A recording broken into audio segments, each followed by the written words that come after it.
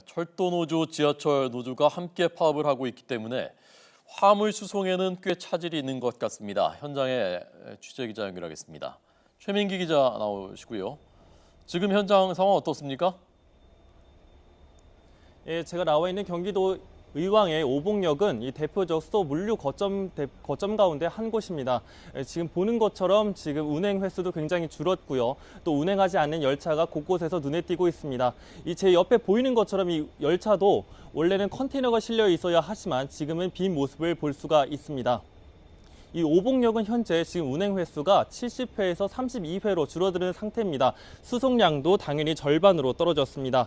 이 기존 250회에 달했던 전체 화물열차 운행 횟수는 이 파업 첫날 30% 수준인 76회로 뚝 떨어졌습니다. 그만큼 수송에 어려움을 겪고 있는 건데요.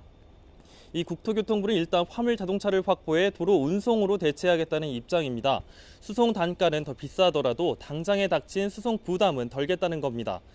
또 앞서 사전 수송을 통해서 이미 시멘트 12인분을 비축했고 컨테이너도 12개 열차에 미리 수송해서 대략 일주일 정도는 어려움 없이 소화할 수 있을 것으로 내다보고 있습니다. 하지만 파업이 더 길어지면 물류 운송에 차질이 빚어질 것이라고 전망했습니다. 따라서 화물열차 수송에 30% 이상 의존하는 시멘트 등 산업계에서는 이번 사태를 초조하게 볼 수밖에 없는데요. 지난 2013년 파업 당시에도 시멘트 업계의 피해가 200억 원에 달했던 것으로 추산됩니다. 철도 외에 대체 수송이 마땅치가 않고 설령 대체한다 하더라도 수송 단가가 비싸서 파업이 길어질 경우 손실이 불가피하기 때문입니다. 네, 이 철도 노조는 어느 정도 파업 참여했는지 그 집계가 나왔는지 하고요. KTX는 상황이 어떤지도 전해 주시죠. 예, 조합원 12,000여 명인 철도 노조도 파업을 시작을 했습니다. 아직 정확한 이 피해 참가 여부와 또 그리고 차질 여부에 대해서는 지금 오후 4시에 집계가 이루어질 전망입니다. 지금 11시, 오전 11시 출근자 기준으로 29% 정도가 파업에 참가하고 있지만 아직까지 운행에 큰 차질은 없는 것으로 보이고 있습니다. 이 KTX는 정상 운행을 하고 있습니다.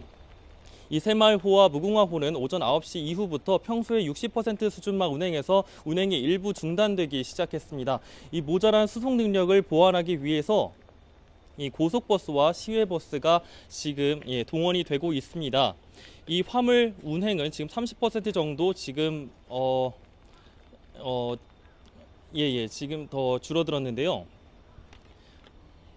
죄송합니다. 지금 현장 상황이 원활하지가 않아서 지금 잠깐 지연이 되고 있습니다. 그렇지만 이제 지금 일부 운행은 지금 정상적으로 KTX가 되고 있지만 다음 주까지 파업이 이어지면 KTX도 운행률이 90%로 떨어지게 되는데요. 이 필수 인력 8,000과 대체 인력 6,000여 명이 투입돼서 평소에 64.5% 수준으로 근무하고 있고 이 파업이 길어지면 피로가 쌓일 수밖에 없기 때문입니다. 네, 최민기 기자가 지금 현장에서 전해드리고 있습니다. 여기가 오봉역이고요. 화물 물류가 잘 되고 있는지를 알 수 있는 곳입니다. 아마 현장 상황이 좀 여의치 않았던 것 같습니다. 괜찮습니까, 이제? 네, 그렇습니다. 네.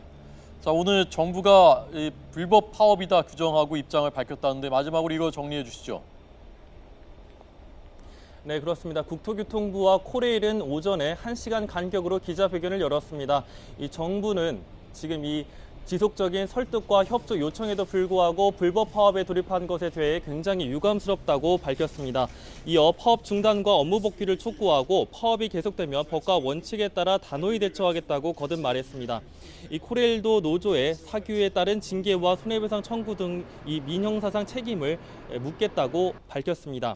이 코레일도 그렇게 밝혔고요. 이 홍순만 사장은 긴급 기자회견에서 성과 연봉제 철회를 요구하는 이번 파업은 목적이 정당하지 않은 불법 행위로 고용노동부도 이런 유권 해석을 했다며 이같이 말했습니다.